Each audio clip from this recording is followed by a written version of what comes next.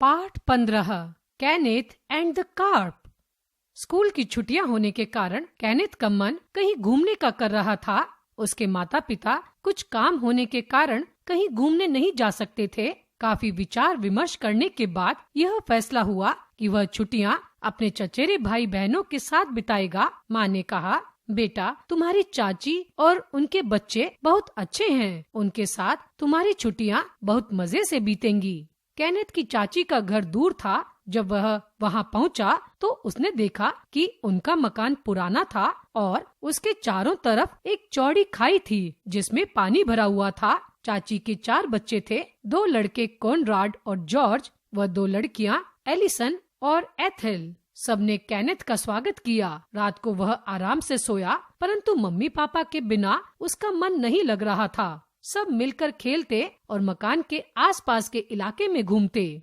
एक दिन चाचा चाची कहीं दावत पर गए। एथेल भी उनके साथ गई। घर में कॉनराड, एलिसन, जॉर्ज और कैनेथ थे। अब घर में बच्चों का राज था। एलिसन ने कहा, आज रात में हम राजा रानी का खेल खेलेंगे। उनके घर पुरानी पोशाकें रखी हुई थी।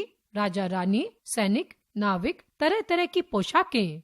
एलिसन लीडर बन गई और उसने कहा, 2 बच्चे नाविक बन जाएं, मैं राजकुमारी बनूंगी। तुम में से एक गायक बन जाए जो नाव में बैठकर सागर पार से आया है। एलिसन ने राजकुमारी के कपड़े और दीदी के जेवर पहन लिए। बच्चे पूरे घर में धमा चौकड़ी मचा रहे थे। नौकर चाकर रसोई में काम कर रहे थे। बच्चों ने पोशाकें पहन ली और फिर बाहर बंदी नाव पर जा पहुँचे। राजकुमारी बनी एलिसन और गायक बना कैनेथ नाव में जा बैठे। फिर अंगूठी निकालकर इनाम के रूप में गायक की भूमिका निभा रहे कैनेथ को थमा दी। बच्चे देर रात तक नाचते रहे। फिर एलिसन ने एथेल की पिटारी में सारे जेवर रख दिए। इसमें एक गड़बड़ हो गई थी। एक अंगूठी गायब थी। अगले दिन एथेल को अंगूठी गायब होने का पता चल गया। चाची ने हर बच्चे से अंगूठी के बारे में पूछा, पर कुछ पता नहीं चला। इस पर चाची को कैनेथ पर संदेह हुआ। कैनेथ के यह कहने पर कि अंगूठी उसके पास नहीं है, चाची हर समय अंगूठी की चर्चा करती रहती और कैनेथ को दोषी मानती थी। कैनेथ सोचने लगा कि अब तो उसे अंगूठी खोजनी है। आखिर उसने अंगूठी नाव में खोजने का निश्चय किया।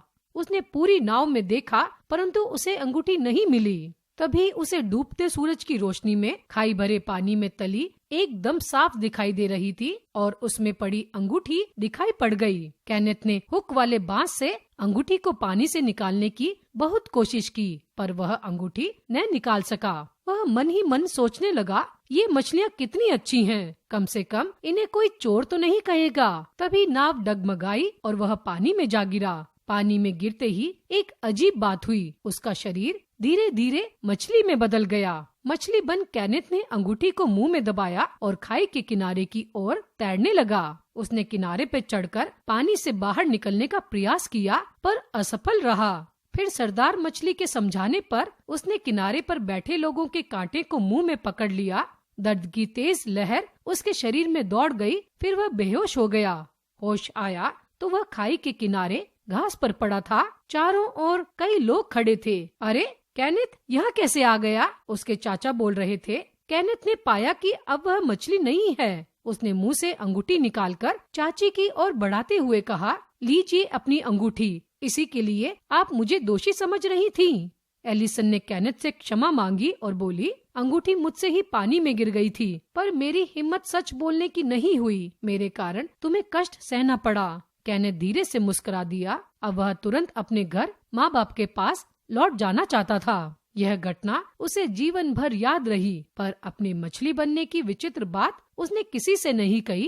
कहता भी तो शायद कोई विश्वास न